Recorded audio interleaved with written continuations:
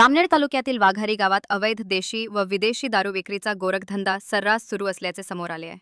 वाघारी ते बेटावत जाणाऱ्या रस्त्यावर पत्र्याच्या शेडमध्ये उघडपणे चालणाऱ्या या व्यवसायाने तरुण वर्ग व्यसनाधीन झाला आहे। या रस्त्यावर एक अड्डा गावाजवळ तर दुसरा अवघ्या 500 मीटर अंतरावर सुरू आहे।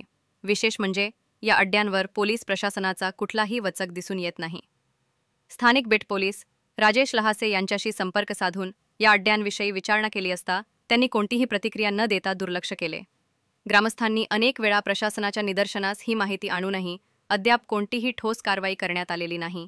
त्यामुळे दारू अड्ड्यांवर पोलीस कारवाई का करत नाहीत आणि अवैध धंद्यांवर बोलण्यास पोलीस का टाळतात असा सवाल गावकऱ्यांकडून उपस्थित केला जात आहे। दरम्यान पोलीस प्रशासन आणि संबंधित विभागांनी तात्काळ कारवाई करावी अशी मागणी आता स्थानिक नागरिकांकडून जोर धरू लागली आहे।